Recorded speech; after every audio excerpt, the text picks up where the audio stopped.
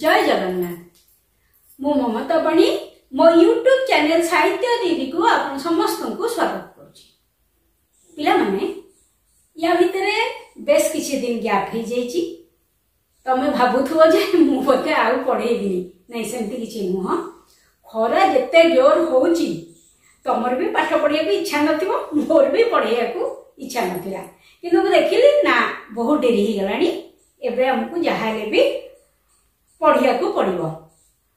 तो पिले आज हमर पाठ अल्प बाकी अछि, से विषय रे पाठटी अल्प बाकी अछि। आमे आज संक्षिप्त प्रश्न उत्तर मध्य आलोचना करतबा। देखो मु जोठू छाड़ी थिली ता गोटे लाइन पूर्व पढ़ौची जे गीत गुड़िकर उच्चांग भाव संपद जीवन संगीत को अनन्य कृतिर मान्यता देछि। जस्ट एटा पर्यंत मु आसीथिली जीवन संगीत विषय रे। आमे से दिन लास्ट कथा हेथिले पहिले सुनो। ए जो जीवन संगीत बोली कि ताकर गोटे बही बाहरथिला, गोटे संकलन बाहरथिला। ता भितरे जो गीत गुड़िक थिला से को ताल रे बोला हबो सेईटा मध्य लेखा थिला। सेई पर्यंत आमे जाईथिले। एठी लेखक कहउचंदी जे जीवन संगीत भितर थिबा गीत गुड़िकर उच्चांग भाव, उच्चांग माने उच्च कोटिर भाव संपद जीवन संगीत को अनन्य कृतिर मान्यता देछि। जीवन संगीत संकलन रे थिबा समस्त गीत बा समस्त कविता गुड़िक गोटे अनन्य कृतिर मान्यता पाइछंती। अतुलनीय, अन्य कविता तुलना रे माने अतुलनीय बा गोटे भिन्न धरणर लेखा।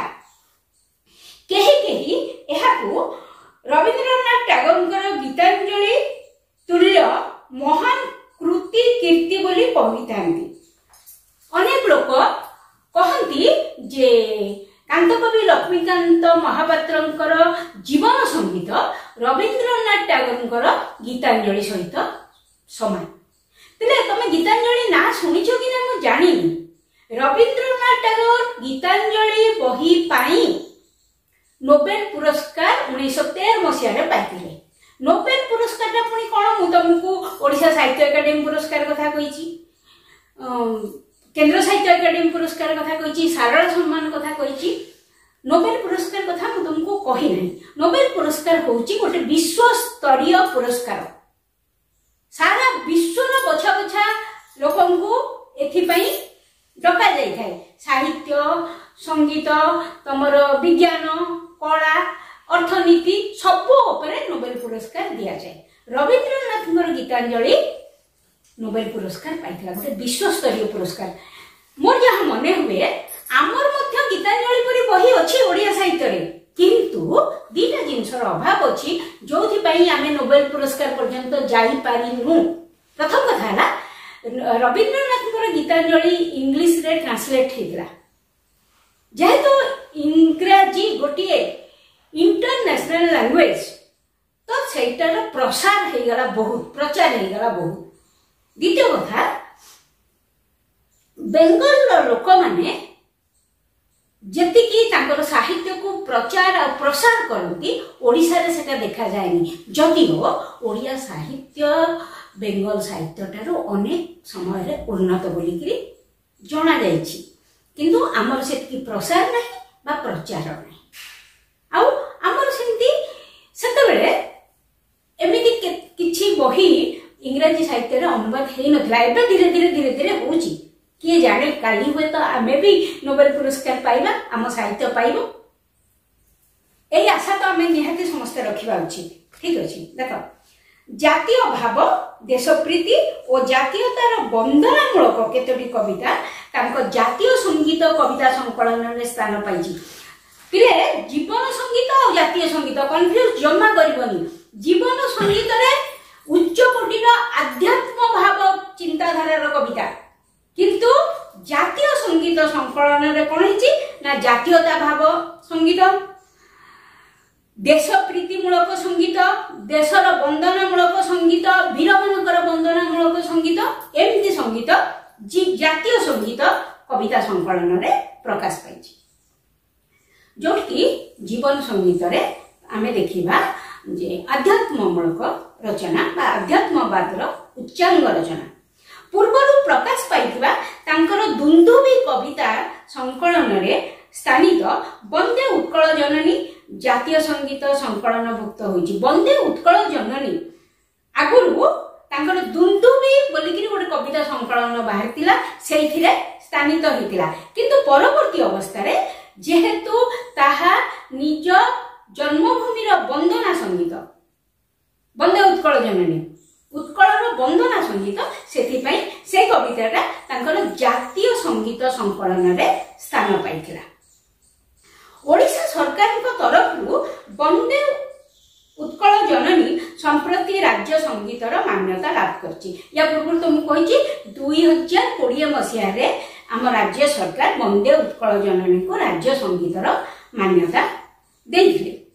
कोटि कोटि कंठे आजी उड़ाई निशान बजाई भेरी साजरे साजरे भाई माने हो आदि जातीय आह्वानमूलक कविता एही संकलन रे स्थान पाइछि।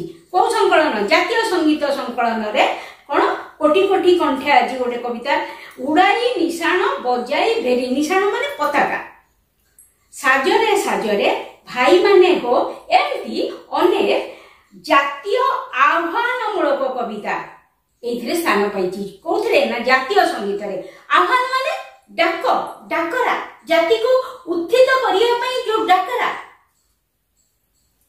सेमिति कविता स्थान पाइछि। वस्तुतः कांत कवि लक्ष्मीकांतଙ୍କ विरचित देश और जातिर वंदनामूलक कविता रे जातीय संकलन समृद्ध कोनछि साधारण भाबरे बा मोटामोटी भाबरे जातीय संगीत भितरे थिबा संगीत गुड़िक कोन ना देशर वंदना जातिर वंदना देशवासी को उत्थित करिवार कविता ए गुड़िक स्थान पाइछि।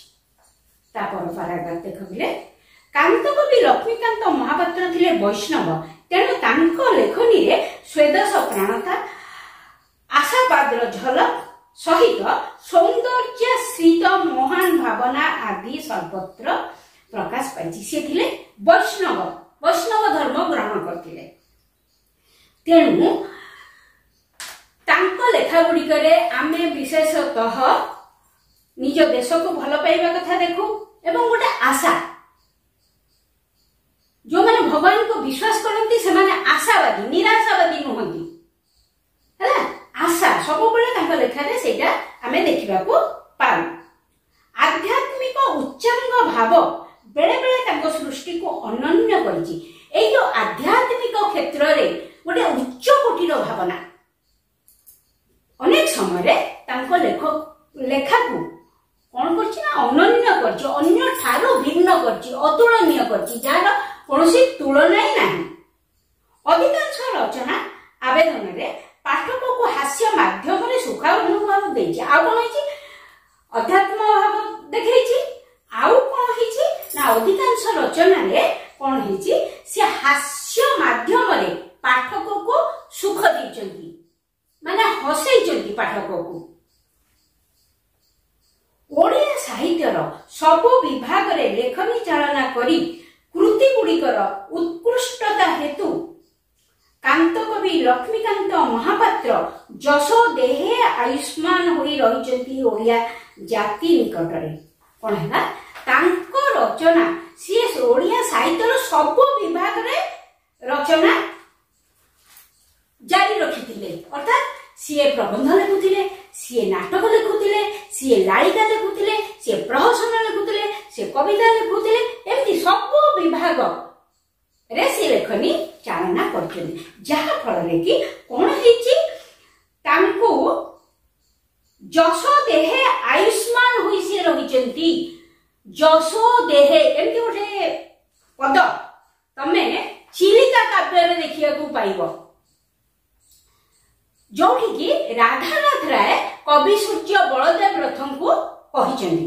से कवि सूर्य बलदेव रथन को बहुत सम्मान करथिले बहुत भल पाउथिले सेठी से कहिचंदी धन्य रखे तुम्भ जन्म शुभ क्षणे मृत्युंजय तुम्भे उत्कल भुवने तुम्भ माटी देह ग्रासीची श्मशान ମାତ୍ର ଯଶ ଦେହେ ତୁମ୍ଭେ ଆୟୁଷ୍ମାନ।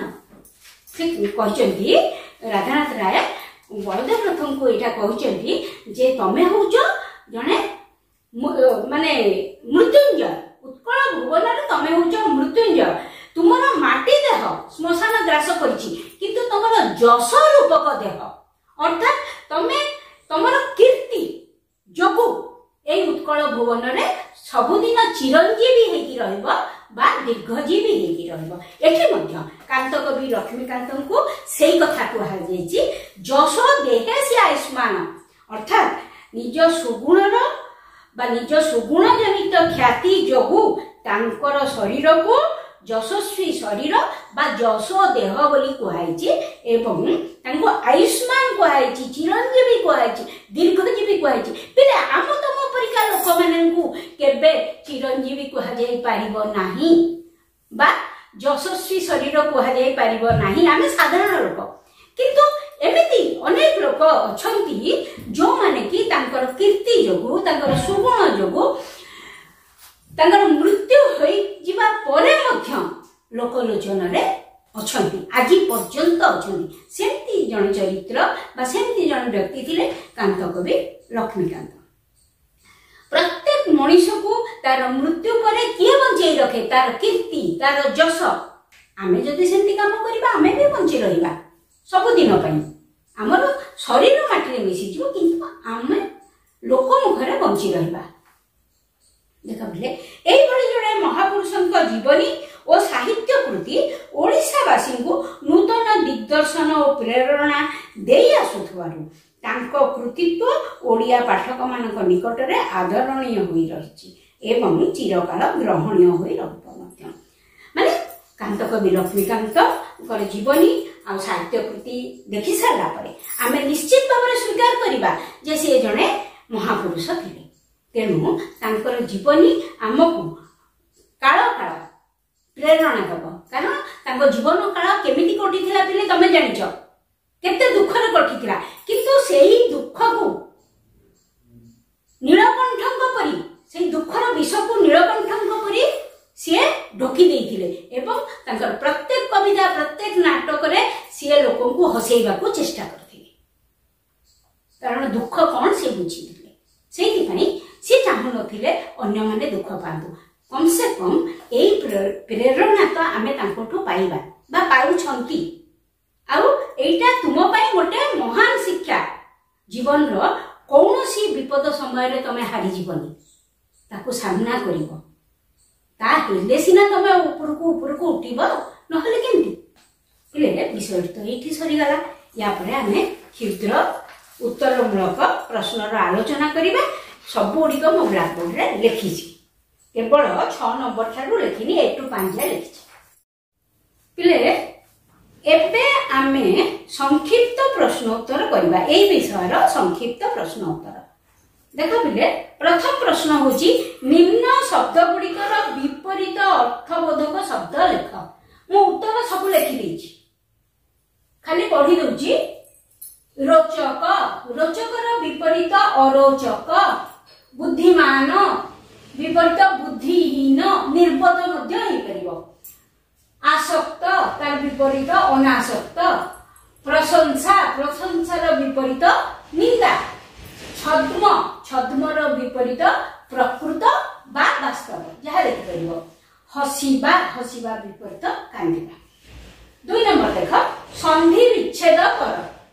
ଦୁରାରୋଗ୍ୟ, ଦୁଃ ଯୁକ୍ତ ଆରୋଗ୍ୟ। उत्तराधिकारी, उत्तर युक्त अधिकारी। अभिषेकोत्सव, अभिषेक युक्त उत्सव। अ माने सेक, अभिषेक अ सहित उ मिसिकिरी ओ उच्चारण हबो संधि विच्छेद रे। सुधाकर, सुधा युक्त आकर। पैतृक, पितृ युक्त इक। 3 नंबर, कांति लगाई 5टी शब्द लेख।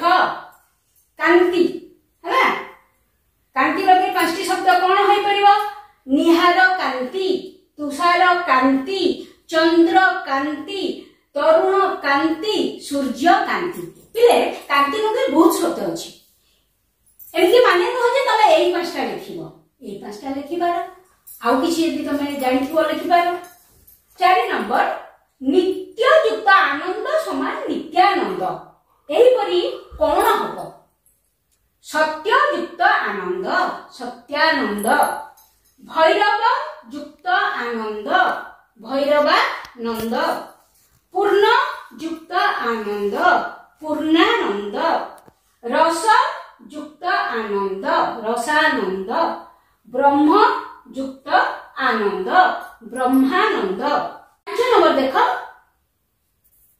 गौरचंद्र परी आउ 5टी शब्द गौरचंद्र चंद्र लगेगी है पूर्णचंद्र अर्धचंद्र शरत चंद्र आनंद चंद्र किशोर चंद्र है 5 नंबर जाए आमर प्रश्न उत्तर आलोचना हो गला।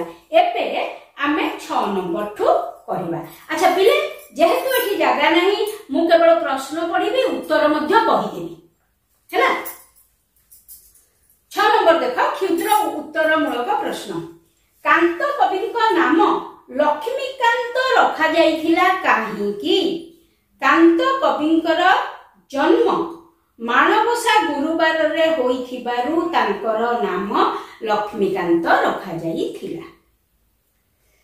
7 नंबर कांत कविंकर पैतृक ग्रामर नाम कौन कांत कविंकर पैतृक ग्रामर नाम थिला तालपदा जहाकी भद्रक सहर ठारू 10 माइल दूर रे थिला। पिले ओडिशा बोर्ड अधीन रे जो पिला परीक्षा दउचंती सेमानकर तो एमिति क्वेश्चन पड़िबनी सेमानकर एमसीक्यू रे 3-3टा 4-4टा आंसर देई दबो किंतु ए प्रश्न गुड़िकर उत्तर तमे जानी थिले ही उत्तरटा ठीक उत्तरटा बाछि के लिखिबो आउ सीबीएसई पिला मानकर एमिति प्रश्न आसीबो।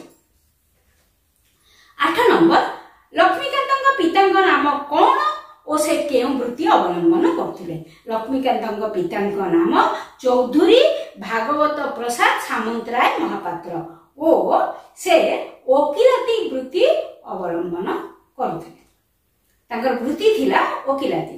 9 नंबर कविता लेखा पई लक्ष्मीकांत काहार श्रद्धा भाजन होइतिले कविता लेखा पई लक्ष्मीकांत उत्कलमणि गोपबंधु दासंकर श्रद्धा भाजन होइतिले। 10 नंबर लक्ष्मीकांतଙ୍କ माताଙ୍କ नाम कोन थिला लक्ष्मीकांतଙ୍କ माताଙ୍କ नाम राधामणि थिला। 11 नंबर लक्ष्मीकांत बीए पढ़िया पई कलिकतार केउ कॉलेज रे नाम लिखाइतिले लक्ष्मीकांत बीए पढ़िया पई कलिकतार रिपन कॉलेज रे नाम लिखाइतिले। 12 नंबर रेभेन्सा महाविद्यालय रे लक्ष्मीकांत केउ नाटक रे अभिनय करथिले रेभेन्सा महाविद्यालय रे लक्ष्मीकांत कांची कावेरी नाटक रे अभिनय करथिले। 13 नंबर केउठारे लक्ष्मीकांतଙ୍କୁ कांत कवि रूपे अभिहित करा जायतिला 1934 मसिया रे भद्रक हाई स्कूल रे एक संवर्धना सभा रे लक्ष्मीकांतଙ୍କୁ कांत कवि रूपे अभिहित करा जायतिला। 14 नंबर छात्रावस्था रे लक्ष्मीकांत लेखा लेखि पई केउ पत्रिकार संपादकଙ୍କ दृष्टि आकर्षण करिथिले मुकुर पत्रिकार संपादक ब्रज सुंदर दास ओ उत्कल साहित्य पत्रिकार संपादक विश्वनाथ करंकर दृष्टि आकर्षण करिथिले। 15 नंबर कांत कविଙ୍କ कुलगुरुଙ୍କ नाम कोन कांत कविଙ୍କ कुलगुरुଙ୍କ नाम बाबाजी रामदास। 16 नंबर लक्ष्मीकांतଙ୍କ इष्ट देवता किए लक्ष्मीकांतଙ୍କ इष्ट देवता गोपीनाथ। 17 नंबर वंदे उत्कल जननी कविता उत्कल सम्मेलन केउठिका अधिवेशन रे गान करा जायतिला 1912 मसिया उत्कल सम्मेलन ब्रह्मपुर अधिवेशन रे गान करा जायतिला। 18 नंबर लक्ष्मीकांत भद्रक रे स्थापन करथिबा प्रेस रो नाम कोन लक्ष्मीकांत भद्रक रे स्थापन करथिबा प्रेस रो नाम थिला गोपीनाथ प्रेस। 19 नंबर डगर प्रकाशन कटक पीठापुर केउ मसीहा रे होइतिला 1948 मसीहा रे होइतिला। 20 नंबर असहयोगी आत्मकथा केउ पत्रिका रे प्रकाश पाइथिला उत्कल साहित्य नामक पत्रिका रे 5टी संख्या रे क्रमागत भावरे असहयोगीर आत्मकथा प्रकाश पाइला। 21 नंबर लक्ष्मीकांत असंपूर्ण उपन्यासर नाम कौन? लक्ष्मीकांत असंपूर्ण उपन्यासर नाम थिला कोणा मामू। 22 नंबर भागवत प्रसाद बिहार ओडिशा काउंसिल रु इस्तीफा देले काहेकि? भागवत प्रसाद बिहार ओडिशा काउंसिल रु एथिपाई इस्तीफा देले जे लवण सत्याग्रह समय रे ब्रिटिश सरकार साधारण लोकंको उपरे करुथुवा अत्याचार को विरोध करिकरी से बिहार ओडिशा काउंसिल रु इस्तीफा देले। पिलाने एठी तमर क्षुद्र उत्तरमूलक प्रश्न उत्तर सरीगला। या पर क्लास रे आमे सरलार्थ एवं दीर्घ उत्तरमूलक प्रश्न उत्तर आलोचना करिबा। जदि ए वीडियो तुम पसंद होता है ताहले लाइक शेयर और सब्सक्राइब करिया को जमा भी भूलिबनी रही।